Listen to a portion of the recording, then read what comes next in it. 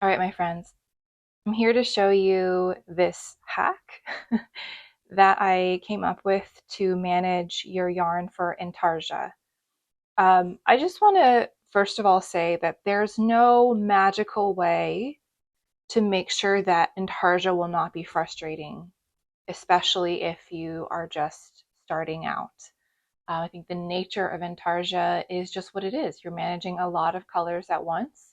And so this is just one way that I came up with to help that be as organized as possible given the nature of Intarsia. And you don't have to do this way. You can do it any way that you have found or any other way that maybe someone else on the internet has suggested, but this is just the way that I came up with that is working well enough for me. So this is the setup for my hemispheres hat, which requires at the most, kind of at the peak of the pattern, it requires 9 balls of yarn at the same time. So you can see we've reached the peak, and that's where I worked to in order to show you kind of the full scope of this setup. So first we have this long plastic tray. I got this from Target. It's from their Bright Room line. It's just a stackable tray. I would recommend getting something relatively small, something that will just fit what you're working on. Otherwise, you might as well just not do it. The point is to keep everything contained. So I have this tray, and then I have binder clips. And you can use any binder clips. I just happen to have these cute ones, also from Target. The reason that I like to use binder clips is because you can take, there's dog hair all over my yarn. You can take the yarn in and out of it because the legs are removable. See?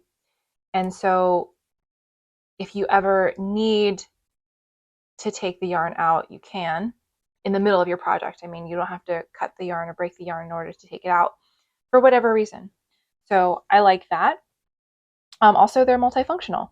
So, okay, so I have these binder clips clipped onto the tray in the order that I need the yarn in my pattern.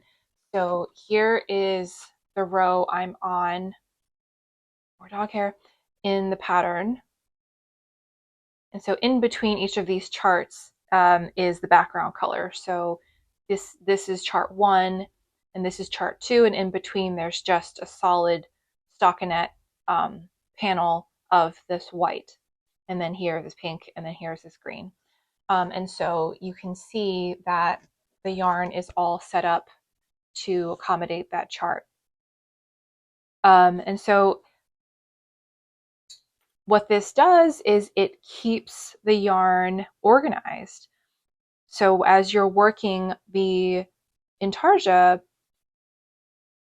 the yarn will move, but it won't flip all the way over. It won't get tangled up with each other because it is guided by these binder clip legs. Okay, so that's how we start out. So as you're starting out with Intarsia, camera just moved. As you're starting out with Intarsia and you're adding colors, you just thread your new yarn through the binder clip and you clip it onto the tray in the order that you need it. Okay, so that is the first feature of this setup and you're working on the right side. Now, the really cool thing about this setup and the reason that I really like it is because Intarsia requires you to work both right side and wrong side. In fact, even if you're doing Intarsia in the round, you're actually not working in the round, you're working flat. And so you can use this for both flat Intarsia and Intarsia in the round because you have to turn the work. And when you're turning the work with so many balls of yarn hanging off of it, turning becomes this treacherous thing, and you have to keep flipping and untwisting. And so I'm going to pause and work across this row and then show you how to turn it around. I just want to quickly take a moment to specify that if you do use this hack, you do need to wind the yarn into balls. and they need to be small enough, obviously, to fit in the tray, but you can't do the butterfly method because the yarn will get caught in the legs. You do want the yarn to very easily be unrolling from the balls. Okay, back to the video. Now to turn your work, it does take a little bit of finagling, but that's just the nature of Intarsia.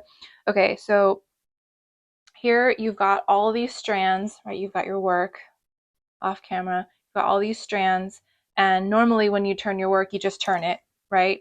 And then all your yarn balls just kind of flop around. But here we're going to not only turn the work, but we're also going to turn the tray. Okay? You can see how all of the yarn stays organized, and now we are ready to work on the wrong side. Okay? So here it's not perfect because your yarn is threaded through and anchored going in that direction.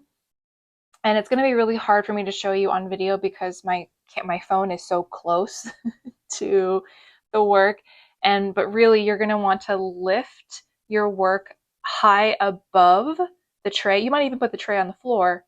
I am on the floor, but if you're sitting on the couch, put your tray on the floor and make sure that you're working high above it, because if you're working like this, it still will minimize tangling, but because there's all of these legs for the yarn to get caught on, it can lead to just a little bit more mess, right? Okay, so when you're on the wrong side, you want to see if you can work above your tray. And when you are working with your yarn, just kind of keep in mind where your cable is if you're working with a circular needle and where the yarns are. It does work. It's just not as perfect as the right side, which maybe that's true of anything on the wrong side. Okay, so that's the wrong side. Now I want to show you the final feature of this setup, which maybe is my favorite. All right, let's say that you have done your knitting for the evening and you're ready to put your work away. Putting Intarsia away, I think, also is this kind of nightmare situation because you know that when you come back to it, you're going to have to spend all this time untangling and whatnot. Okay, so but not so with this. So first, you want to kind of wind up your little balls again because as we're working with these, we tend to pull out a lot of slack. So just wind it up again and then just clip your legs down. Now see, it's not going anywhere, right? Wind your extra slack and clip. Do this for all of your little yarn balls.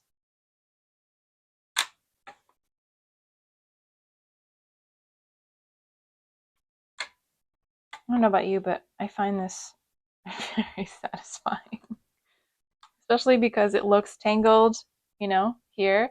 And then as you wind, you're like, oh, wait, it's not tangled. It's really not. They really are separate.